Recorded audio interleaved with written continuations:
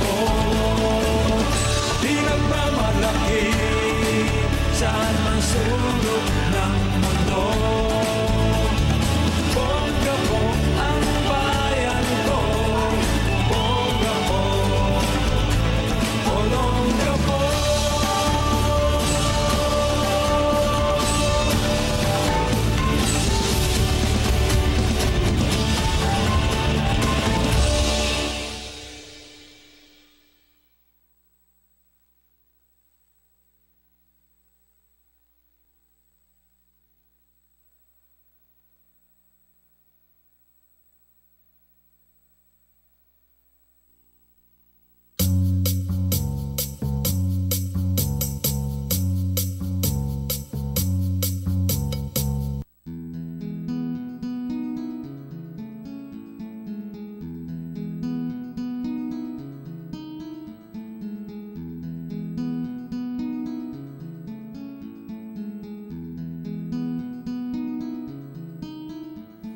Kapag may problema ang bayan, sino ba ang pwedeng sumbungan? Edic Piano, Tet Marsan, ine-expose ang mga kalokohan. Hindi rubber stamp ang sanggunian, hindi dapat nadadaan sa pera-perahan. Ang mga konsehal ay may paninindigan, hindi sunod-sunuran. Sa mayor lang. Trabaho ng city council ay pag-aralan, busisiin labanan ng kalokohan ng mga opisyal na nagmamalabis sa bayan ng Olongapo na ngayon naginagpis.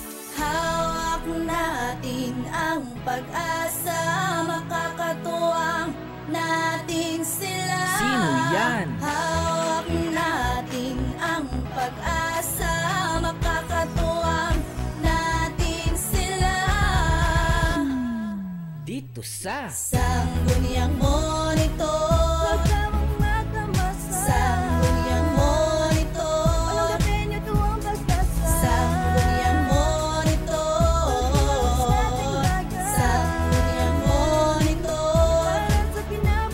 sa programang to hindi kinukurtinahan ang mga kanser ng ating lipunan. Konsehal Edic Piano, Konsehal Tet Marsan, ang natitirang oposisyon sa sanggunian Tet Marsan, kakampi ng kabataan. Siya ang nagsilbing isang huwaran. Edic Piano, tagaangat ng sining at tutura. Sa lungsod sana ikaw ay magising, imulat ang iyong mga mata. Sila ang mga kagawad na ating pag-asa. Dito sa lungsod ng Olongapo hindi ubra ang kalokohan sa ating gobyerno. Hanggang silang dalawa ay nakaupo, asahan mong may asenso at pagbabago. Sa sangguniang monitor ay makinig kayo. Buong Olongapo, magkaisa na tayo. hawak natin ang pag-asa, makakatuwang natin sila. Sino yan? Hawak natin ang pag-asa, makakatuwang natin sila. Dito sa Sangguniang Monitor, Sangguniang Monitor, Sangguniang Monitor, Sangguniang Monitor, Sangguniang Monitor, Sangguniang Monitor, Sangguniang Monitor, Sangguniang Monitor.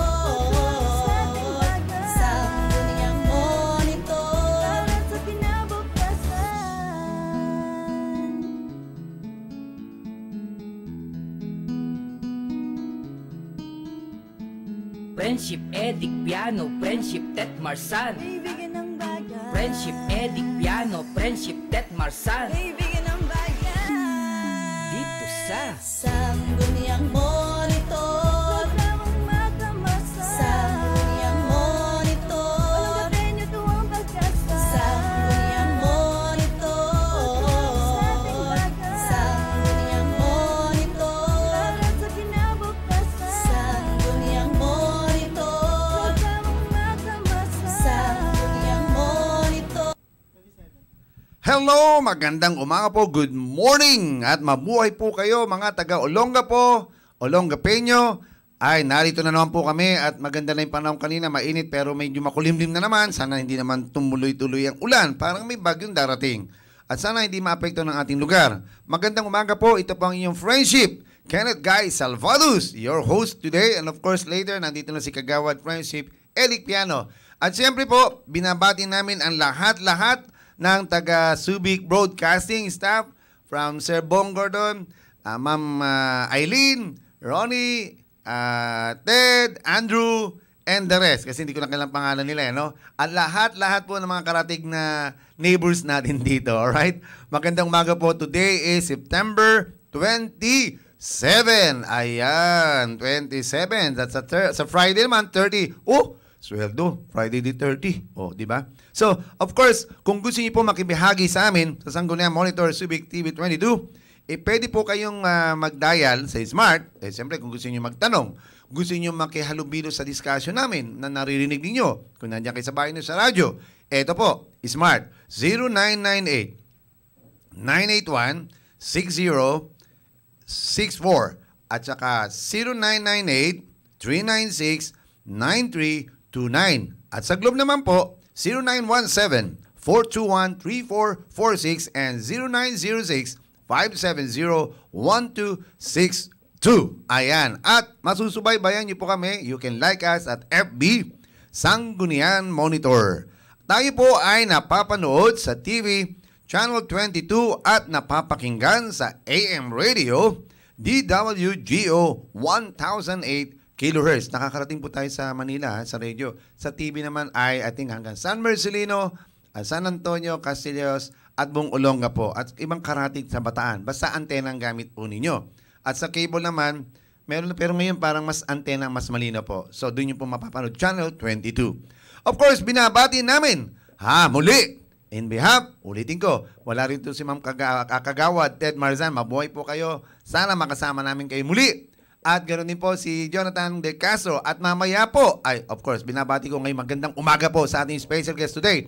She is an English speaking. O, di ba? English woman, English speaking, siyempre. Pero, ang interview ko sa kanya, Tagalog. Ang husay niya mag-Tagalog. Talo pa nga ako eh. Okay, tatanungin ko siya ng English, sasagutin niya Tagalog. Later! Siyempre, magandang umaga po kung wala ang ating mga avid listeners like Nanay Rose and Begonia Residence, Nanay Beth Daduya of Olongapo City Public Library. Siyempre, magandang umaga, Mami. And of course, kay Enteng RC ng Mabayuhan. Ate Lina, ang Ate Lina na pinagpala talaga. And Let Go, Sir Teddy Sanchez, Romy Izon ng, kilala ng lahat, Red Warriors. Siyempre, ang mga jeep and tricycle drivers and operators, kapag may complaint kayo, pumunta lang kayo sa mga operators na grupo na association ng jeep and tricycle. Kasi marami dyan mga sumasakay sa tricycle. Minsan sinisingin na sobra-sobra. Iisa lang naman ang sumakay. Sisingin mo ng 15 pesos. Abay, sobra naman. 750 lang. Lalo kahit galing ka sa pila pa. Marami nagko-complain dyan. So, i-report nyo yan sa Operators Association para malaman nila ang dapat nilang gawin. Siyempre, ang Olongapo Bataan Zambales Transport Federation. Ayan. Kung may mga problema ka sa mga bus, mga jeep, alamin nyo lang po kung saan yan. At nakikita rin nyo naman sa FB yan. I-search nyo lang po yan, makikita ninyo. At ang lahat ng Purok leaders, wow, I salute you Purok leaders sa mga barangays, tanod, BPAT, security guards, at siyempre, ang kabalikat nating Civicom, ulo ng Apo Radio Group, ISDA Radio Group, Scan Communication Group, at sa lahat ng volunteer radio groups na kaakibat ng ating samahan o mahalagang activity ng siyudad. Siyempre, nagtitinda din sa mga bagong palengke, hindi lang sa lumang palengke. No? Ba't din sinasama yan, Is Bahakbak Market, Flea, Pag-asa Market, Barreto Flea Market, Kabalan Flea Market, at siyempre, ang mga security guards na nagbabantay dyan sa mga market. Alright? Ang JCI Olongapo and PTA officers, City Council monitors, lahat ng mga councilors Olongapo, welcome back daw. Dumating na si Mayor. Mabuhay po kayo. At lahat ng mga Vice Mayor at mga councilors. Good morning po sa inyo at mga empleyado ng Olongapo. Ayan. Siyempre, ang mga sponsors, walang iba, Capstone, iFocus, JM Productions, Absolute Service Incorporated, and siyempre, huwag niyong kalimutan ang Strong Will, Salvados K Performing Arts Home Study Program. Ito po yung we give our service or teaching train after the auditions sa music, public speaking, communication skills, personality development, visual arts, and if you want to develop your skills sa pag-host and do some concerts and you want to come up with a CD album, etc., well, you can contact us yours truly, 0998 396-9329 and 0906-570-1262. Ayan po. We do home service, of course. So hanggang ngayon po ay magkakaroon kami by December, watch for it, sa Harbor Point, Ayala. Either first week, I would know the confirmation exact date. Ipapalam ko po sa inyo yan for our succeeding shows. Abangan nyo po yung dinner show and you will see the showcase. Yung mga estudyante ko na walang alam, mga sintonado sila, yes. At talaga dito, we teach them the right way of singing, real voice, and they are only allowed to use microphone pag nag-perform sila. So, walang daya-daya dito. Alright? And of course, magkakaroon din po, abangan ninyo, I'll be the one to sponsor, in memory of my mom, tawag ng tanggalan, matira ang matibay. Ito po yung all kinds of talents showcase. So, pwedeng singer, pwedeng dancer, acting, painting, modeling, magic, whatsoever. So, abangan nyo po yan. Ang detalye ay ipaparating namin sa inyo sa susunod na show because I need to confirm the cash prize. It's a huge cash prize. Okay? So, ito po, inimbita namin ang lahat. Sambales, Reunion 3. Pag nakarating po sa inyo, iparating nyo na yan. Abangan po nyo yan. Alright? So, if you're interested, you can still dial 0906-570-1262. At siyempre, hindi natin kakalimutan, ha? Ang Comtech. Ayan. College. Kapag computer ang pag-uusapan, ito po. Diyan po kayo mag-enroll. Ayan. Marami pa po tayo na i-announce mamaya at marami po ang nag-text uli sa akin na hindi namin nabasa last time. I'll try my best para i-discuss po today. Ang kagandahan, meron po tayong special guest. Alam nyo na ang babaeng may puso na talagang nagbibigay ng serbisyo sa mga Pilipino. Ilang taon na po siya narito. At mamaya po, i-introduce ko siya. Bago, magkakaroon muna tayo ng break. At abangan nyo po yan. So, huwag kayong alis. Manatili po kayo dito sa programang Sanggunian Monitor.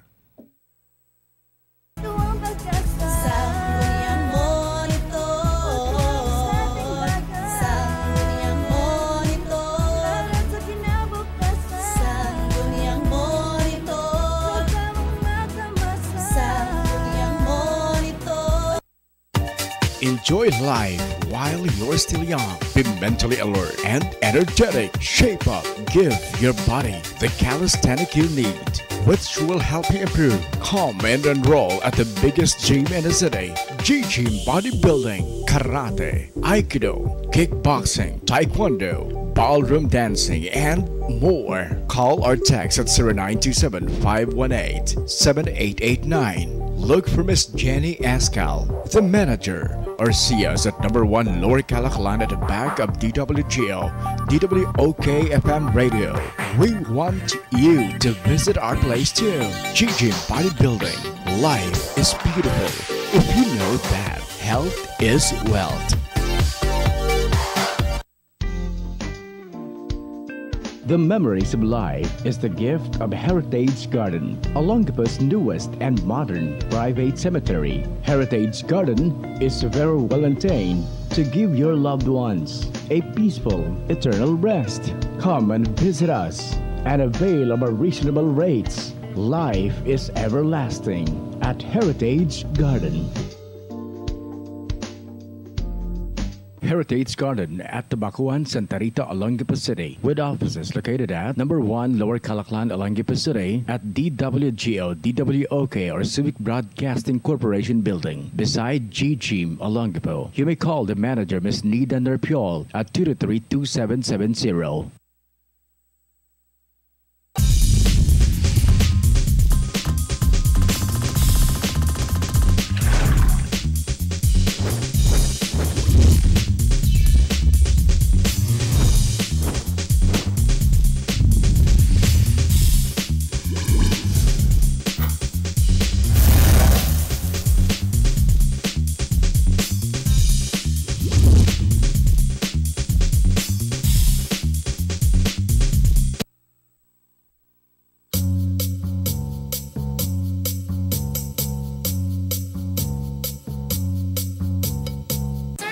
Good day.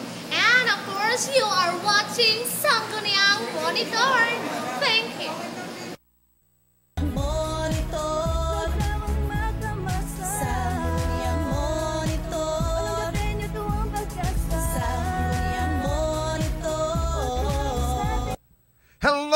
morning po muli, mabuhay po kayo at kami ay nagbalik at ngayon po ay makakasama ko na ang special guest for today. Wow! Nako po, masarap pakinggan ang kanyang buhay at ang kanyang mission dito sa ating sa Pilipinas, lalo na dito sa Olongapo. Hindi ko na po patatagalin. Let me introduce, okay?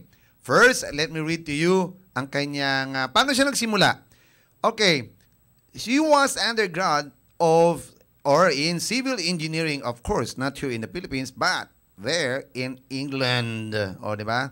When she came to the Philippines just to volunteer for 10 months in 1983, but the way I understood it years ago, she's been here and she's working a lot with a lot of missions, church outreach, and also for not only for the church, not only for the children, but also for the inmates or rather yung mga sa imprisonment, of course. Now, she went to jail. Is it jails? Yeah, right? Throughout the Philippines. Marami siyang binisita, hindi lang dito sa Olongapo, sa iba't ibang lugar po because ang puso niya ay to help the inmates. Marami po kasi nakukulong na hindi namin nabibigyan o wala namang kaso, wala namang kasalanan. So, ito po yung kanilang binibigyan ng prioridad. Yan po ang kanyang puso. Then, he came back to the Philippines in 1984 to start the Philippine Outreach Children Ministry. Ito po yon where my mom used to work or teach music. I think I used also to teach the basic music in voice long time ago. And my mom from piano and playing instruments. She started visiting Olongapo District Jail, in Iba Provincial Jail, Pampanga Provincial Jail, and also Angeles District Jail. Alaba?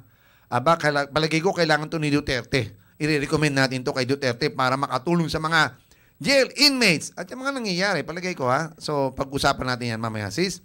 Nagsimula po siya sa children homes in 1987. They call it Philippine Outreach Ministry. Ayan, meron silang small church hanggang lumaki dito po sa may bandang Kalapandayan.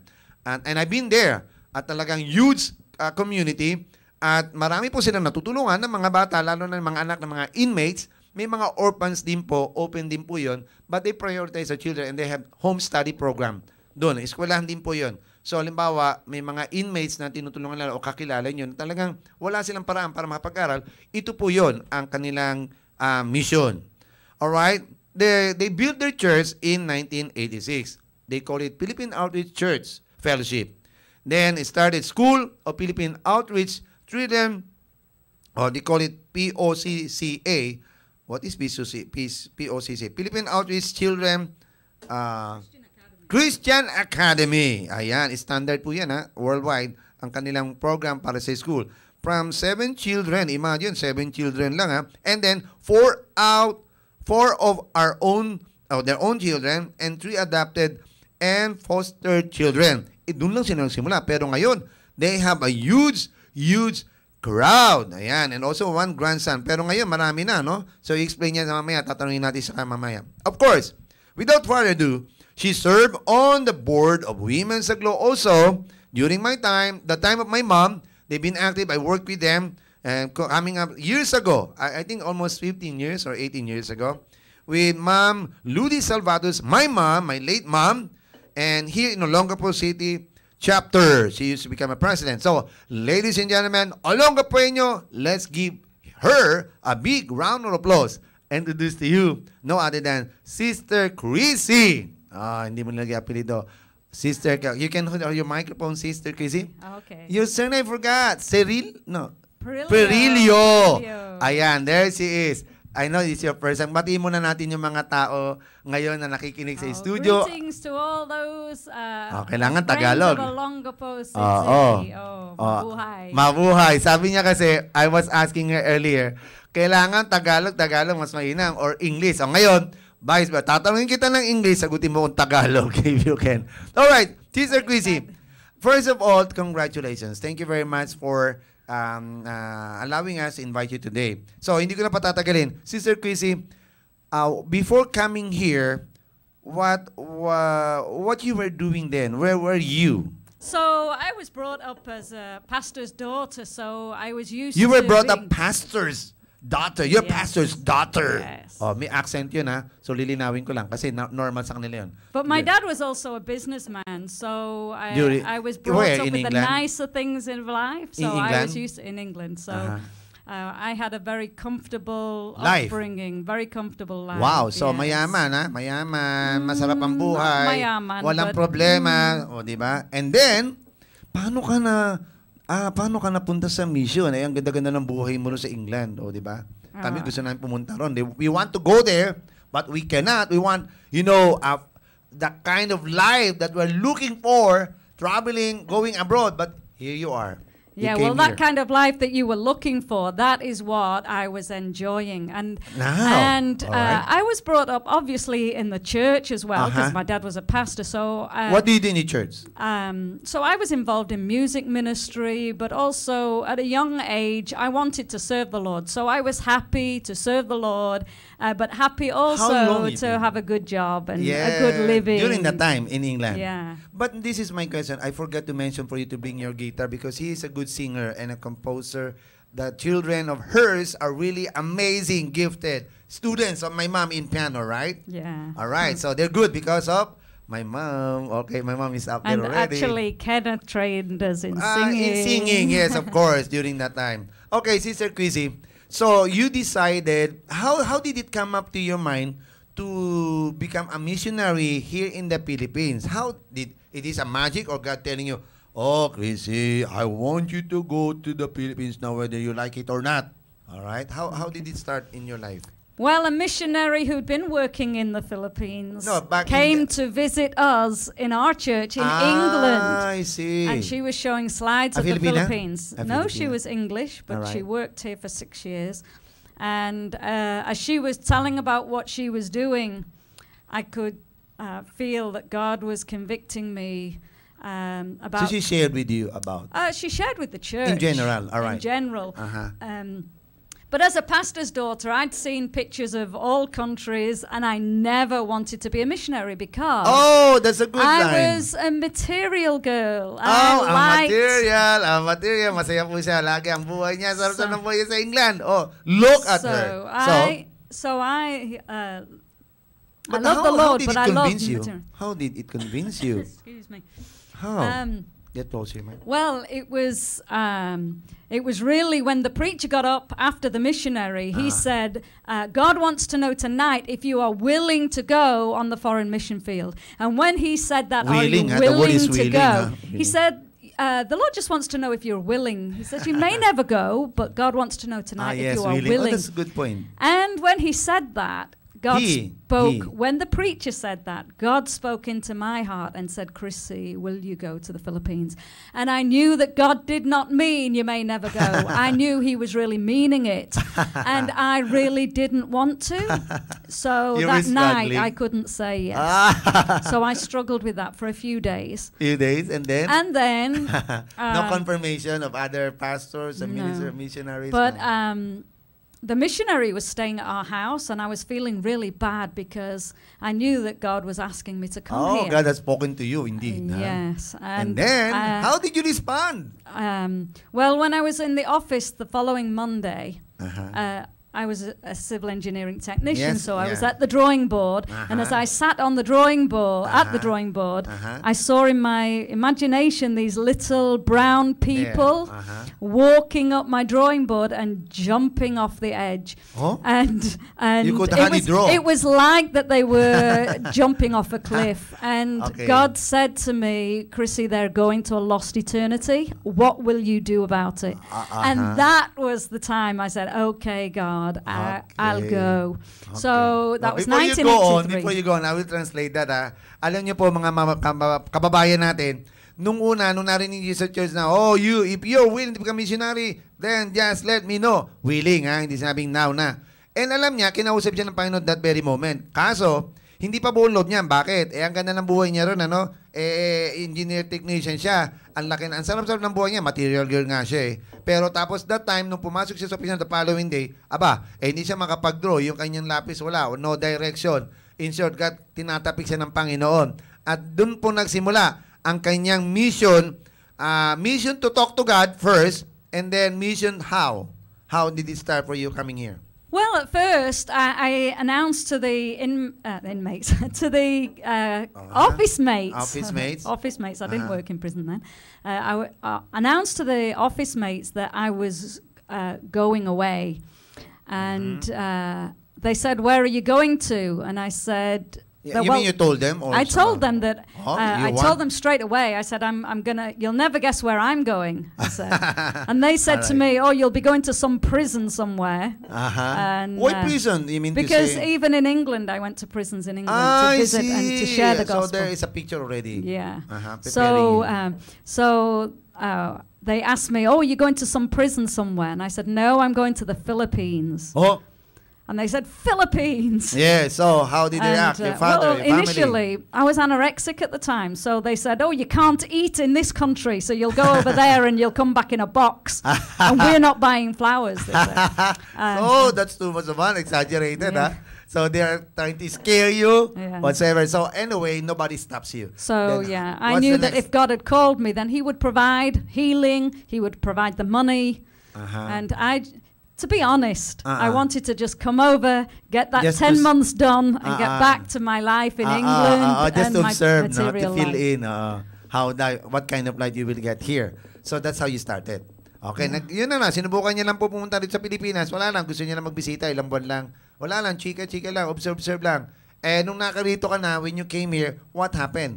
Kasi balak niya bumalik sa England Kasi hindi pa siya decided totally, pero yung calling ng Lord matindi. So what happened? So, of course, I said to the Lord, anong gagawin ko doon? Because hindi ako teacher, hindi ako nurse, hindi ako doctor. Anong gagawin ko doon? So, God said to me, "Will you love the people?" Ayan. So, yun ang calling ko. So, that's the word. Mahal mo ba o mamahalin mo ba ang tao? At doon na tayo magsisimula sa kanyang buhay para bakit siya na-involve sa mga inmates. Okay.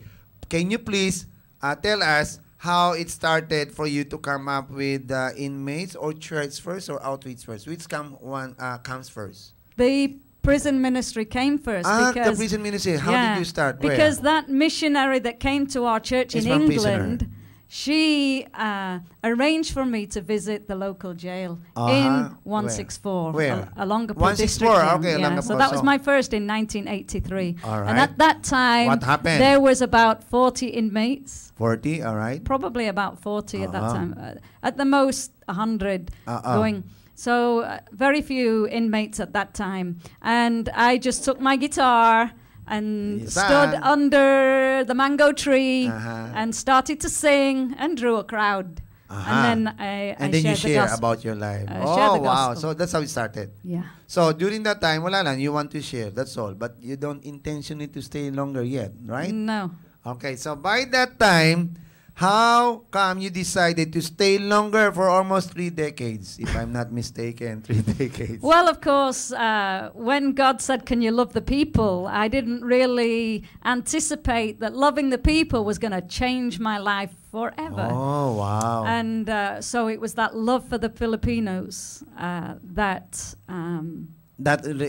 changed my life. Changed your life and love to stay here in the Philippines. Yeah. Okay, talk about us, about the inmates. Okay, let's go for the inmates first. How do you help these inmates? What is your mission helping the inmates? Because I understand there are many cases or many inmates are not committing any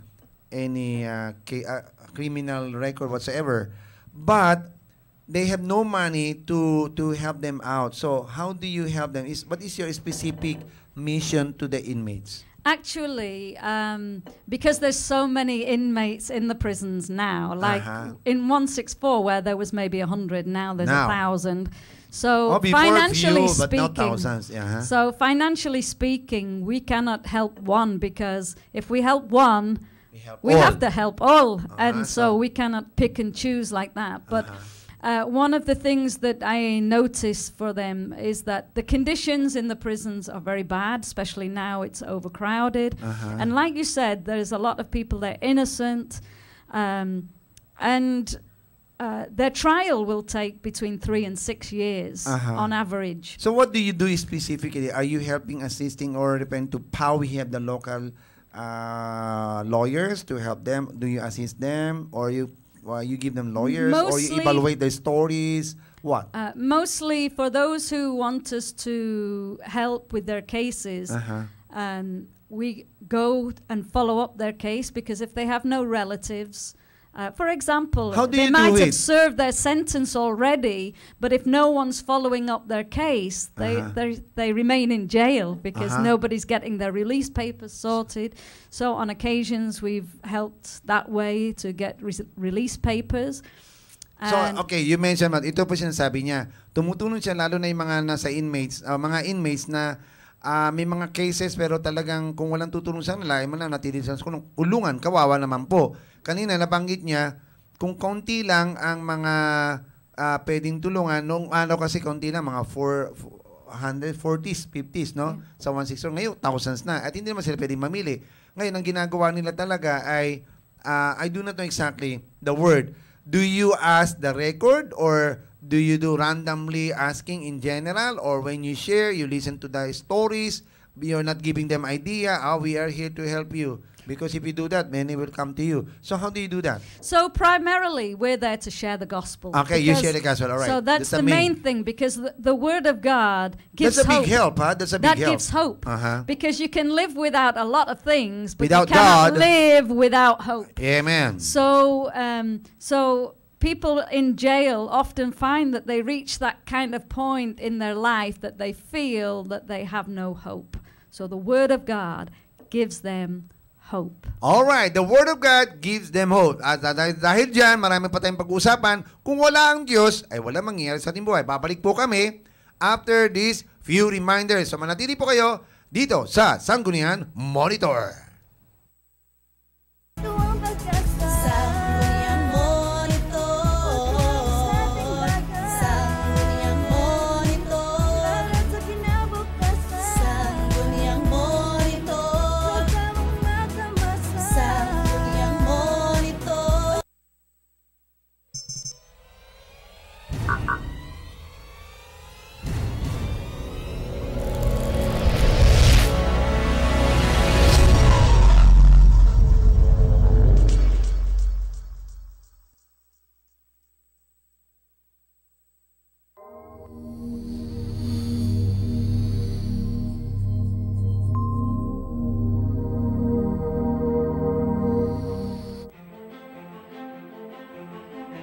Wynn Hotel, the newest hotel in the heart of Olongapo City. Wynn Hotel is the place for comfort within your reach with the most reasonable price. Avail of the wash-up for only 400 pesos, 12-hour stay for only 850 pesos, an overnight stay for 1,000 pesos. At Wynn Hotel, you will enjoy all your homey and sweet stay in our rooms with air-conditioned, hot and cold shower, plasma screen televisions with cable TV, telephone local lines, internet access, and 24-hour room service. Wynn Hotel is located at number 27, 18th Street, West Bahakbahak, Olongapo City, just within the Victory Lighter compound. Or you may contact a telephone number 222-8885 or mobile number 0999-857-9639. At Wynn Hotel, our guests are surely winners. Avail 10% discount upon check-in at Wynn Hotel. Just present your trip ticket from Victory Liner and Bataan Transit. Enjoy life while you're still young. Be mentally alert and energetic. Shape up. Give your body the calisthenic you need, which will help you improve. Come and enroll at the biggest gym in the city. G-Gym Bodybuilding, Karate, Aikido, Kickboxing, Taekwondo, Ballroom Dancing, and more. Call or text at 0927-518-7889. Look for Miss Jenny Escal, the manager, or see us at number 1 Lower Calaclan at the back of DWGO, DWOK FM Radio. We want you to visit our place too. G-Gym Bodybuilding. Life is beautiful if you know that health is wealth. The memories of life is the gift of Heritage Garden, Olongapo's newest and modern private cemetery. Heritage Garden is very well maintained to give your loved ones a peaceful, eternal rest. Come and visit us and avail of our reasonable rates. Life is everlasting at Heritage Garden. Heritage Garden at Tabacuan, Santa Rita, Olongapo City, with offices located at number 1 Lower Calaclan, Olongapo City, at DWGO, DWOK, or Civic Broadcasting Corporation Building, beside G-Gym, Olongapo. You may call the manager, Ms. Nida Nerpiol, at 223-2770.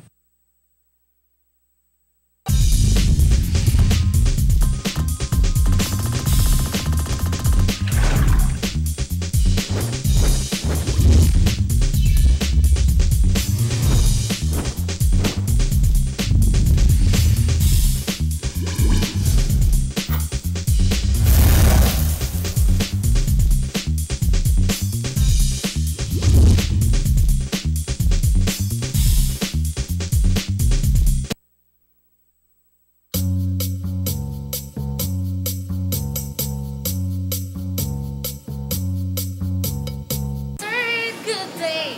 And of course, you are watching Sangguniang Monitor. Thank you. Monitor Sangguniang Monitor Sangguniang Monitor.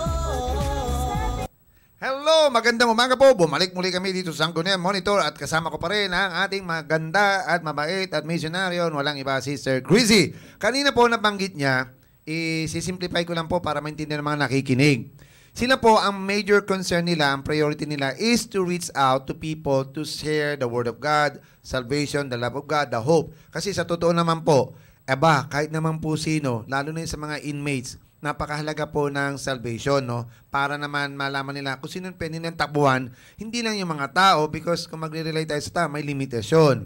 So, yun po ang kanilang concern. They help people spiritually para maging magaan ang kanilang buhay kahit papaano. At the same time, tumutulong din po sila sa pagbadala ng may mga medical mission, may mga sakit, alam niyo naman sa kulungan, marami yan, and that is not conducive anymore. So may mga mission na tumutulong sa medical, dental, or health. At ito po, meron sila, i-connect po natin to sa Philippine Children Outreach Program nila.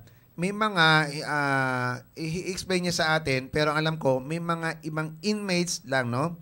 O ibang tao na pupunta sa kanila na walang mapag-iwan ng kanilang anak, at yun po ay isang mission nila na tinutulungan din. Pero, without further ado, let me ask her, what is the primary or major concern of Philippine Outreach Program? Okay, Sister Kissy, can you explain to us, how did you come out with Philippine Children Outreach Program? Philippine Outreach Center Ministries was our original name for the ministry, because our intention was to reach prisons throughout the Philippines, so and I've been to jails throughout the Philippines. It so happened that we settled here in Subic, but we do have churches in Laguna, in Bataan, you have many outreaches and already in Pampanga. Okay. So, you mean to say, isa po ay, ang concern nila ay makaabot sa mga Pilipino to come up with the church to reach out to people sharing the Word of God. So, may mga church na rin sila sa Laguna. Dahil nga po, ang kinoconnect natin yung kanyang burden sa mga jail, no? Dito sila nagsimula reaching out to people in jail. They share the Word of God in jail until such time, nakabuo po sila ng mga ng church.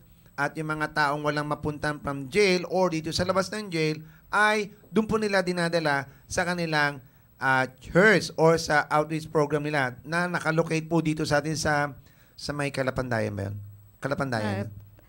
Mangambaka actually is Mangambaka. Yeah. So ito po dito sa location ng Olongapo, Sambal, Subic, meron po silang malaking Philippine Outreach Program, may church sila, at meron din silang eskwelahan para doon sa mga bata na walang mapasukan o walang pera para pambili ng gamit. Ito po ba, is this open to all or in the area, in your area na open na parang formal school na siya? Yes, actually it's open to all, kaya lang limitado yung space. So it's first come first serve. So on enrollment, because we can fit a maximum of 200. So we have 200 students now.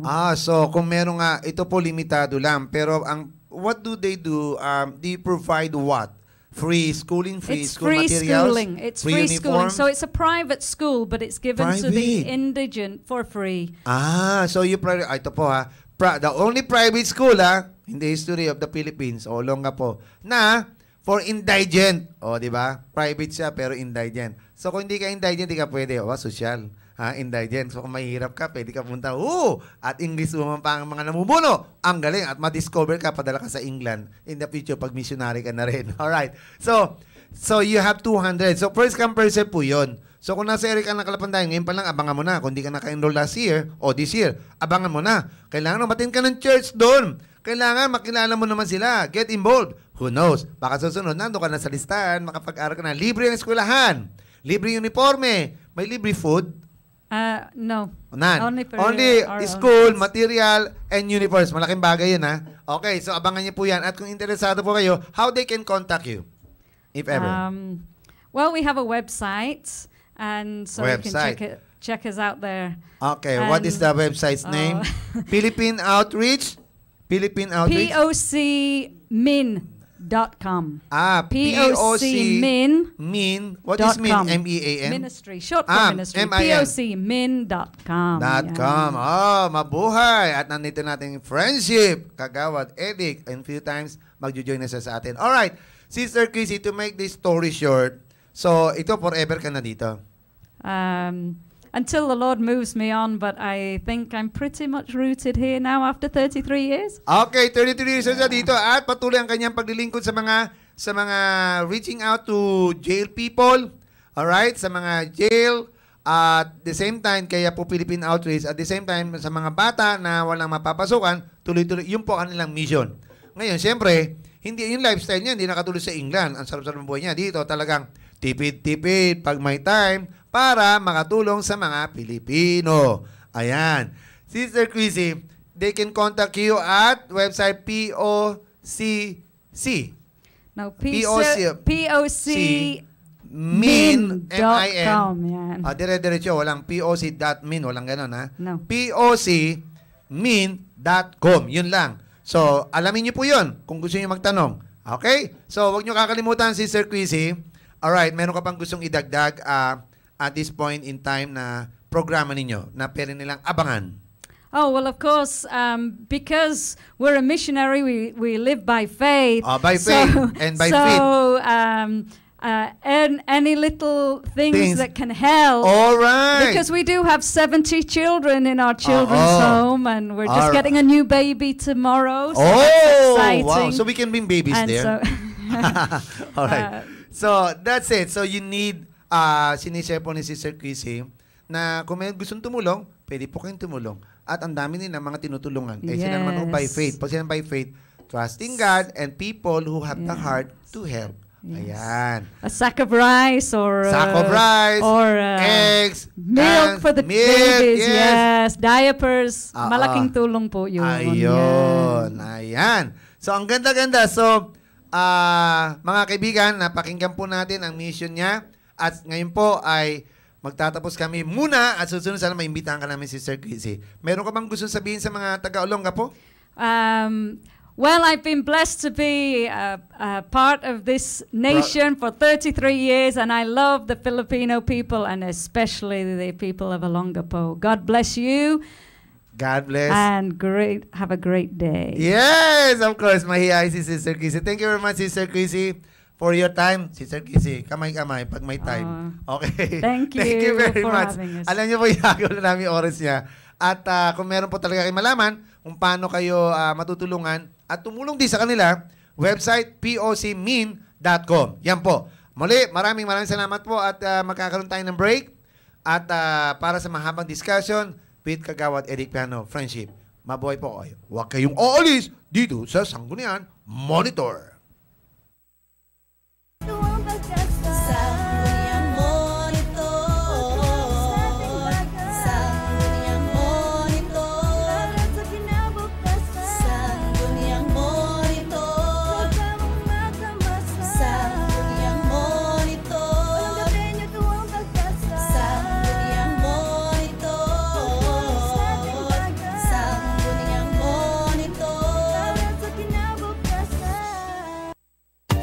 Enjoy life while you're still young. Be mentally alert and energetic. Shape up. Give your body the calisthenic you need, which will help you improve. Come and enroll at the biggest gym in the city. G-Gym Bodybuilding, Karate, Aikido, Kickboxing, Taekwondo, Ballroom Dancing, and more. Call or text at 0927-518-7889. Look for Miss Jenny Escal, the manager, or see us at number 1 Lower Calaclan at the back of DWGO, DWOK FM Radio. We want you to visit our place too. G-Gym Bodybuilding. Life is beautiful if you know that health is wealth. The memories of life is the gift of Heritage Garden, Olongapo's newest and modern private cemetery. Heritage Garden is very well maintained to give your loved ones a peaceful, eternal rest. Come and visit us and avail of our reasonable rates. Life is everlasting at Heritage Garden. Heritage Garden at Tabacuan, Santa Rita, Olongapo City, with offices located at number 1 Lower Calaclan, Olongapo City, at DWGO, DWOK, or Civic Broadcasting Corporation Building, beside G-Gym, Olongapo. You may call the manager, Ms. Nida Nerpiol, at 223-2770.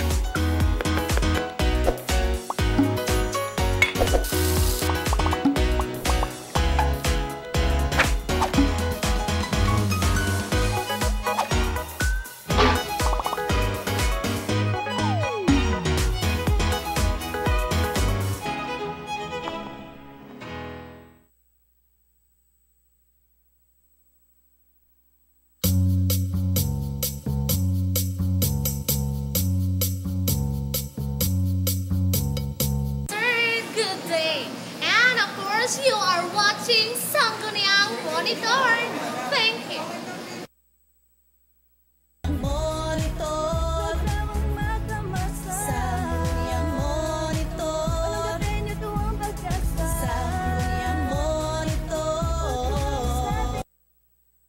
Balik po ang Sanggunian Monitor at ito po ang inyong kagawad, ang inyong friendship, Edic Piano. At natutuwa tayo at naging panauhin natin ngayong umaga ang sister ng isang sikat na missionary dyan sa Subic. Ano? Yes. Kenneth, si Sister Chrissy.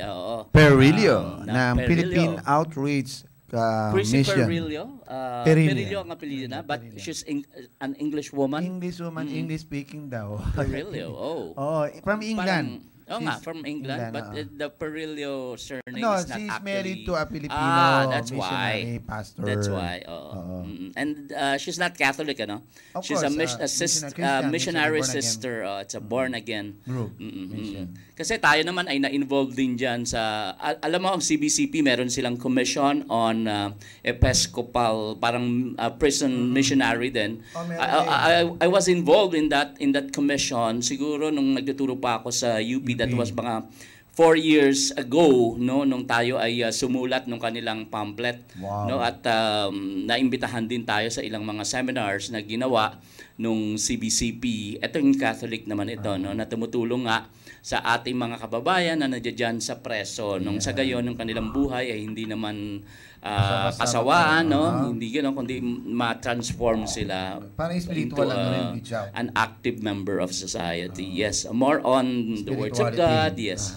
The same thing with them. The same thing. But they also do halos pare-pareho naman yan. So, natutuwa naman ang Olongapo, no? Ang ang First District ng Zambales na mayroong mga ganitong klase ng misyon ang iba't ibang bansa. Yes, Last time si yes. anong nakasama natin, di ba? From, Si April, from San Diego, California, Yes, USA. April, At ngayon naman galing naman sa England, no? Sa United Kingdom. Yes. Ang naging panauhin kanina ni Kenneth. Hindi naman dumugo ang ilong mo, Kenneth. Medyo nahirapan ako kasi may accent. May accent. So, May nung accent. pinakikinggan ko siya, It's a British accent. British accent talaga, malinaw-linaw po si April eh. So, kaya ang hirap din minsan kasi may accent eh, may mga words na talaga namang kailangan pakinggan mo para ma-translate. Pero ano yan, sanay siya mag-Tagalog. Oo. So, ang mission nila sa Jill, si April naman doon sa mga hospitality girls. Alright, marami mga issue kagawad. Meron ba? Yan, i-announce ko lang kahapon na nagpunta po tayo sa Kongreso, doon sa House, sa lower house, sa House of Representatives, sa North Wing. Kahapon lang yon. I was in Manila. Nagpunta tayo doon dahil yung ilang panukala ni Congresswoman Vilma Santos Recto, no? Actually, ang dami niya ng panukala pala sa ang dami niya na palang panukala sa Congress, no? Na kailangan nating suportahan. Ano yun? Siguro yung isa doon yung gusto niyang patanggal yung tax na binabayad doon sa mga nag-overtime. Oo. Yung isa pa, yung gusto niya maglagay din ng LGBT desk sa mga police station. First time, kasi ngayon, 'di ba, yung merong desk yung mga babae, no? Yun. So gusto niya rin dahil alam mo na yung LGBT kuminsan hindi rin talaga nagpupunta yan sa mga so mas maganda kung merong desk doon. Galing na pupuntahan nila. Yun, dalawa lang yun sa TV. more than 50 bills na inihahain niya. So nandoon tayo para kumuha ng draft ng kanyang mga panukala at gagawan natin ng resolution yan sa sanggunian para suportahan yung kanyang mga magagandang panukala. At the same time din, Kenneth, kasi andun din nagpunta yung VSSI, yung Vilma Santos Solid International Incorporated, na imbitahan tayo si Jojo Lim, no? Na from Manila. Matagal na yan ang mga fans ni Vilma since pa yan kasama ka dun, di ba? Vilma Bobot Mortis. Kasama ka dun hindi, nagturo tayo ng Vilma Santos, Cinema of Vilma Santos sa UP na lang eh. That was 1997, 1998, 2007, 2008. 2005 ginawa natin yung 25th anniversary ng Sister Stella L. At nagturo tayo ng MA. Ako yung advisor nila. It's an MA class, master's degree. No? Isa sa mga kurso sa University of the Philippines, sa UP Film Institute, no? At yun na nga, yung isa sa mga naging proyekto namin ay yung 25th anniversary ng Sister Stella L. That was 2005. So imagine 2016 na ngayon. So another 11 years, no, ang nakalipas. Buhay na buhay pa. Actually, timely yung Sister Stella L kung ipapalabas yan ngayon. Ang ganda nun, napanood ko yun. Sa usapan nga tungkol sa martial law. Maganda yun. Ayun, yun yung ating mga naging ginawa kahapon at bukas yung aming sangguniang panglunsod ng Olongapo, yung session namin, no? Tuloy ulit. Last time kasi naging Tuesday dahil nagpunta yung ating mga female kagawads sa Bohol, no? Kung napansin mo sa Facebook, andun sila. Dami nila. Bakit gano'n? Hindi naman. Tatlo lang. The Tres Marias of Sangguniang Panglunsod ng Olongapo. Si Kagawad Lipumano, Kagawad Ortiz at Kagawad Elanes. So nagpunta sila ng Bohol. Ang nakalagay lang doon sa isang parang bakasyon. Pero actually, hindi po yun bakasyon. Sapagkat yun ay official, invitation yun. Yes, training yun. Parang PCL yun. Kaya lang ito yung mga lady legislators. Yung grupo na yan. Hindi ko lang malaman record, hindi po bakasyon. Nakalagay kasi, nabasa ko yun, yung isang post ni Kagawad Luigi Lipumano. Sa FB sabi niya, nakabakasyon daw sila. Pero actually, work po yun. Work yun, alright. So, ang galing friendship talaga. So, meron tayong mga job openings. Kung may type pa tayo, Kenneth. Pero gusto kong banggitin natin siya, no? Mamalaman ng tayo yung bagong SBMA chairman na natatayo, di ba? Kumakalat ngayon, no? Lumabas na yan sa Inquirer, lumabas na rin sa DZRH. I think sa ABS-CBN lumabas na rin na ang sinasabi na nga na ang itatalagang chairman ng SBMA, parang chairman administrator pa eh. Ayon doon sa mga ulat ay si Martin Dino, no? Oo, siya yung dating president na tumatakbo na pinalitan ni Duterte. Siya yung nag-register as president ng PDP Laban. Pero father ni father ni ni Dino, yung isa Ni Liza Dino, oo. asawa ni Aiza Ziguera. sa filmmaking. Si Liza ay itinalaga sa Film Development Board of the Philippines. Si Aiza naman sa Commission on Youth. Pagkatapos ito nga. Uy, may bago. Ang alam ko meron ng appointment yan din si Martin Dino. Meron na. Yun na yun. We have to research, no? Na meron niyang appointment, hindi bago pa to. Wala actually kaya ano ba 'yung sinasabi mong meron na? Wala pa po. Ito pang lilinawin ko ha. Wala ang Malacanang ayon sa source namin.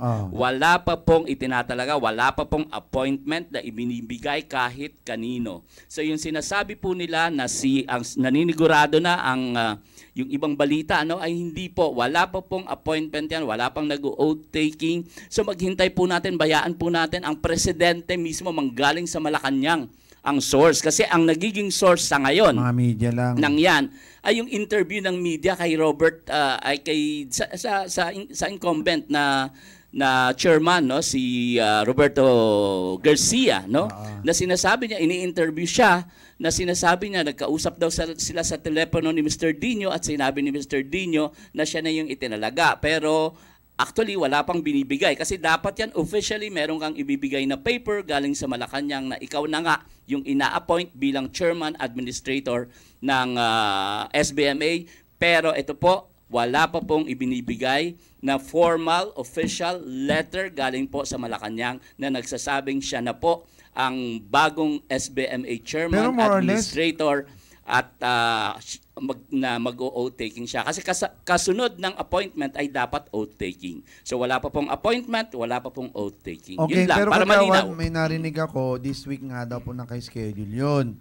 Pangalawa, we'll see. Tignan natin. Kasi mahirap Pero ano lang, ang narinig ko ito, 1 year lang yata siya upo at merong isang taon, hindi ko babanggitin ng pangalan. Sino? Si Mike. Yun si yata, Mike parang yung 1 year. Tapos sabi naman ng iba, bakit si Sir Michael? Ewan ko, hindi ko problema yun. Dapat na may siya, iba naman, diba? dapat na kasi iba siya pa. yung PDP laban dito sa lungsod ng Olongapo. Ayun. Si Mike Macapagal na tumakbong sa Congress, di ba?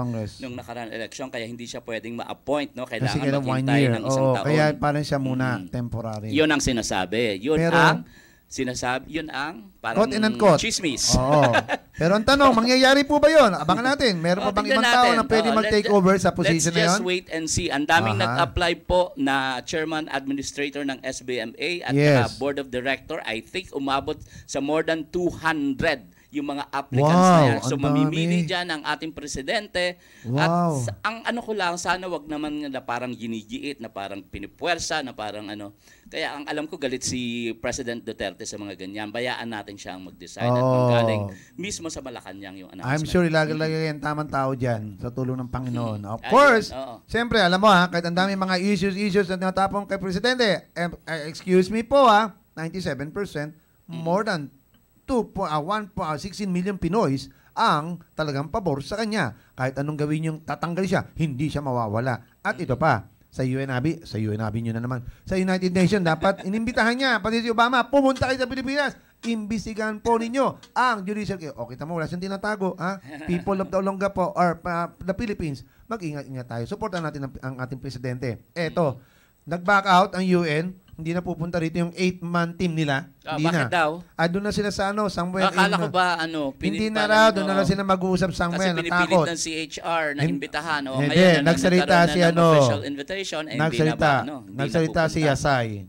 Alam mo sabi ni Yasay. Abay, wag niyo pong pakialaman. So, wala naman talagang judicial killing Yung mga ilang aliporis na nagsasalita. At mayroon akong kaibigan na boyfriend ng kapatid ko ba?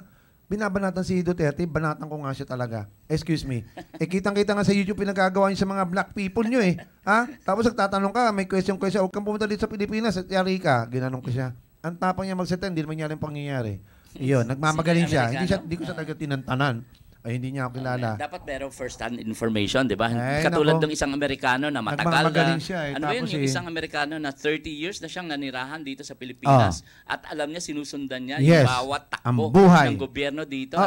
Yes, ano yun Oo, talagang maganda ang sinabi niya tungkol kay Presidente Duterte. Yes, nasundan niya. His name, lalaki siya. At meron 3 anak na dito, nakapangasawa ng Filipina. So, ang ganda ng mga sinabi niya, naging trending yan sa Facebook. Oo. No? So anyway, wag na po kayong humirit-hirit dyan. Ito pa, hindi ko naman ako against sa mga pare. I salute them. Pero may isang pare sabi, tigilan na rin pangako na wala naman nangyayari. Pinipiso sa church.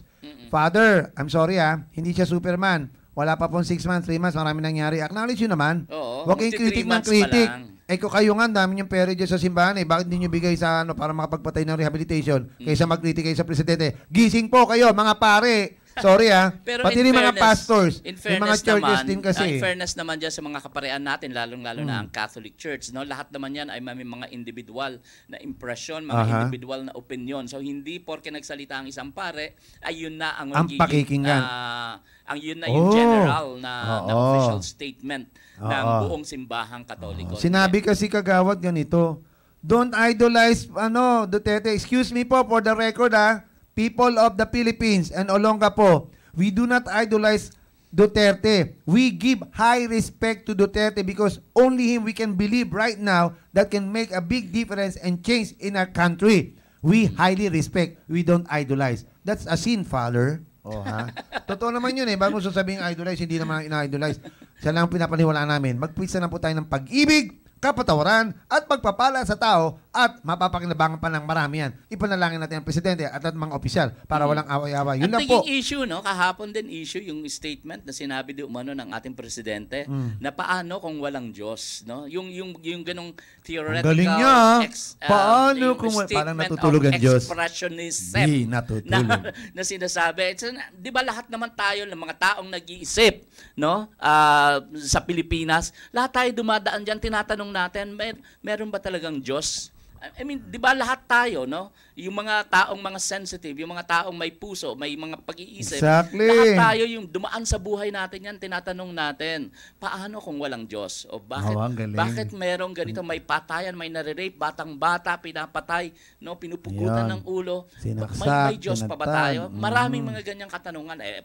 Pati ba naman yun, ginagawa pang napakalaking issue ng mga Pero ang ganda ng title, paano kung walang Diyos kaysa sa di natutulog ang Diyos. Ang galing paano kung wala ang Diyos? Sana magising tayo. Hindi siya natutulog at nandiyan lang siya. Kausapin lang natin siya para maging maganda ang buhay natin lahat. Oo, at pagkatapos sinasabi pa, di ba, dahil nga ang mga communist daw, sabi, hindi naniniwala sa Panginoon. So, sinasabi nila, ayan na naman yung pagiging komunista ni Duterte. Hindi naman siya komunista ilagay lang natin sa tamang text, sa tamang konteksto yung ating mga comment, no? Yung ating mga obserbasyon. Kagawad, may issue. Nabiktima ka na ba ng ATM mo na nag-withdraw ka, lumabas yung papel, yung amount na andun pero walang lumabas na pera? Hindi ko po babanggitin ang pangalan ng bangko na yan. Pero pag hindi nila binalik yung pera ko, talagang ilalatala to national. Ni-report mo ba? Ni-report mo ba doon sa that time bangko? You have to officially report kasi akala, gabi. Wala naman ako. Tapos, dapat kinabukasan i-report hindi ko naman kasi, ko baka may, sinubukan ko sa'yo, ganun pa rin? Di pinabaya ko sa'yo, I trusted the bank. Pag withdraw ko nung the other night, tinignan ko, zero. Ang laki-laki ng amount na tinitipid ko talaga yon. Mambira, hindi nga ako kumakain ng 3 beses ang araw para makaipon ng pera. Nagpunta ka na doon sa bangko. Nag-report ako. Sabi ko, kapag hindi nyo binalik yan, babanggitin ko yung pangalan ng bangko ninyo. Sige, hanggang national yan. Hot cake yan. Anyway, gumakalaw naman sila. Kumikilo sila. Malalaman ko mamaya yan. Sa akin ilang beses na rin nangyari yan. Pero ni-report ko. Kasi mawawala yung pera mo doon sige, okay. Sana gawin po ninyo. Hindi ko babanggitin ang pangalan nyo ngayon. Pag hindi nyo nabilik yun, Thursday, main event ko yan. Lagot kayo. National issue yan. Okay, we have few minutes, kagawad. So, mabilisan to. Ano yung announcement mo? Maraming job openings, announcement. Ang haba nito, 3 pages. Pwede so, next time na lang po. Next time, pwede. Next time na lang namin. They can check the website. And please, tama yon, check the website. Yung Absolute Service, yung subicjobfair.com. Ayan. At yung, of course, yung magpunta rin kayo sa, asan na yung isa? ito. Sa Subic Labor. Pala, opening job. Pero, yung SBMA Labor Center para po magtanong ng mga job. Detalye tungkol sa mga job openings. No? Marami to. Sorry, 3 pages to. Siguro next time na lang natin babasahin sa kanila para malaman nila. Dahil hanggang ngayon, kaya ang dami pa rin natin mga kababayan na may problema sa trabaho. No? Patambay-tambay, walang trabaho. Pero yung iba, naghahanap po ba ng trabaho? Yung iba, sasabihin, wala kaming trabaho, etc., etc., naghahanap ba ng trabaho? Oo, masipag kasi. Oo, hindi ba namimili din ng may trabaho? namimili rin, oo. Ayan, kasi karamihan nga dito sa Olongapo, no, dumidepende doon sa kanilang mga kamag-anak from the United States at sila na lang yung pinapabantay doon sa bahay. Kaya actually yung mga yun dapat hindi na yun binibilang sa mga walang trabaho kasi hindi naman naghahanap ng trabaho. Pero pag kinwestiyon mo, lumapit ka kagawad, wala kaming pera kasi wala kaming trabaho. Punta ka dito. Yun. Pero alam ka ganda sa ibang bansa, no? Pag walang trabaho, di ba sinusuportan ng gobyerno? Mangyayari sa atin yan, suportahan lang natin ang ating gobyerno sa mga programa nila. Mangyayari po yan. Di ba? May ganun. Sa Australia, etc. Okay, wala na tayong oras, pero tumatakbo ang oras. Okay. So, Kagawad, may gusto ka pa sabihin? Ay, teka muna, ihabol ko, Kagawad. Sige, ano pala yun? Bilisan mo 18-man team, to investigate extrajudicial killing. Nag-back out. Okay, sorry, inimbitahan kayo. Ayaw yun man. Okay. Pati si Obama. Yung mga nag-text sa'yo, wala na. Ayan po, Marami? maraming salamat. Marami, ba't di mo maliit lang binabasa? to. Ang dami, di kaya. Oo. Ang dami nito. Akala ko magpo-promote siya. Magpo-promote ba siya? Hindi na. Hindi siya. Ano ka ba? Wala naman Akala sa... ko magpo-promote. Anyway, maraming salamat po sa pagtutok niyo sa Sangguniang Monitor. Tayo po ay sumasahimpapawid tuwing Martes at Huwebes. Nagkataon lang na Friday last time dahil hindi po tayo nakapag-broadcast nung Thursday dahil sa ilang problema. Pero parati po yan, Martes at Huwebes, 11 o'clock hanggang alas 12 po ng tanghali ang Sangguniang Monitor. Ayan. Of course, hindi na po kami magtatagal at wala na po tayong oras. Ako po ang inyong friendship host, Kenneth Guy Salvados, nagsasabing, subaybayan ang Sangguniang Monitor. Mabuhay po kayo and God bless you all. At ito naman po ang inyong kagawad, ang inyong friendship Edic Piano. God bless, Godspeed, and good skills Olongapo. Ito po ang Sangguniang Monitor.